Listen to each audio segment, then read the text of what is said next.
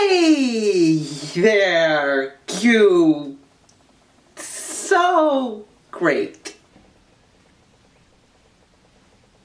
I'm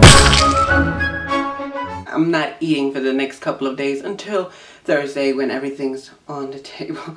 Oh my God, I'm hungry now. Every year on the last Thursday of November or not, most American families come together and they feast, and they are thankful for everything that has happened in the last year or in their lifetime. It bears the question as to what Thanksgiving really is. Get ready for some unsettling truth. Let's fuck up society. Let's go. Thanksgiving, as we've all been taught in schools, is when allegedly the pilgrims who came into this country and the Wampanoag Nation came together and enjoyed each other, put aside all their differences, and feasted together. Allegedly. Now, I wasn't there. I can't tell you if that happened or not. There are three theories that follow Thanksgiving from the beginning of time and will continue to do so until maybe ever. What happened on the first Thanksgiving is really the question, and well, the answer to that is depends who you're asking. Hard patriotic Americans will tell you that the first Thanksgiving looked a little bit like this. To celebrate our bountiful harvest, we invited the great King Massasoit and his advisors to our village.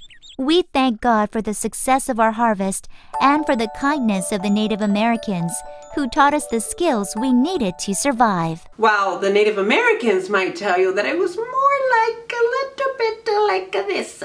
What a thoughtful gift! Why, you are as civilized as we. Stop! Sit. Wait. What? We cannot break bread with you.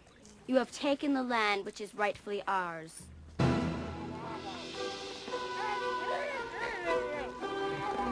In American culture and in schools across the country, students are being taught that Thanksgiving is when different groups of people come together for a common goal of living and working with each other. But is it true? The American version of the story is that Pilgrim William Bradford, or settler William Bradford, organized this huge feast for God knows what reason, and he invited the Native American allies, including the Wampanoag chief Massasoit. I hope I'm pronouncing that name correctly. So it was kind of like, come here, I'm not that bad, I'm for you, I will fight for you. Who in the hell does that sound like? No politics, no politics. Thanksgiving, Thanksgiving, Thanksgiving. So it goes that they enjoyed a wonderful feast that some say lasted a couple of days, which is fantastic. That's like a very turned up party. But we all know what happens after. The Native American version of what actually happened on Thanksgiving is a little bit different. Just a huge bit different. Okay, let me. It goes that the feast might have never happened. A descendant of Massasoit, or the Wampanoag chief, also named Yellow Feather Oasmequin, okay, made a treaty with John Carver. So I don't know where the hell William Bradford came from.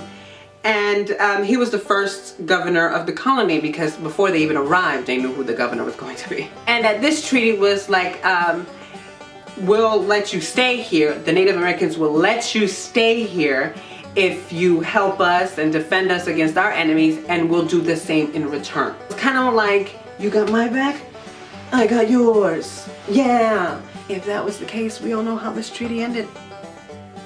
The treaty was allegedly not between the Pilgrims, it was between the whole country of England and the Wampanoag Nation. So this was the Pilgrims, the settlers, whatever you want to call them, acknowledgement that the Wampanoag Nation and the land belonged to them, that they were there. Now there is another theory behind Thanksgiving, and that it literally is about giving thanks. That both groups had their own different way of giving thanks. The Pilgrims gave thanks for arriving safely to a new land and to, new beginnings, whatnot, what you call it. You know how you're like, new year, new me, so it's new lands, new me. And the Native Americans, the Wampanoags, gave thanks for the harvest because it was towards the end of what we call November, and it was the end of the harvest season. So they were giving thanks, and that was Thanksgiving. Literally giving thanks. Now here's where the fun stuff comes in.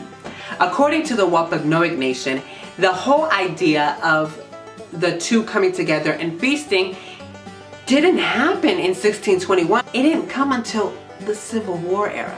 At that time, the nation was extremely divided. You think it's divided today? It's just nothing compared to Civil War. So Abraham Lincoln, trying to convince and trying to unite the nation that he was leading, came up with a story. Or then, and years after the first Thanksgiving, Thanksgiving was celebrated among American families.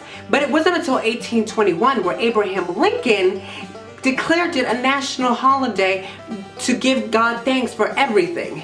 Convenient, isn't it? So you have a nation divided, you have a country who wants to unite the nation, and you have something called Thanksgiving. Abraham Lincoln he came up with a lie that basically came up with what we think of Thanksgiving today. Oh, honest Abe.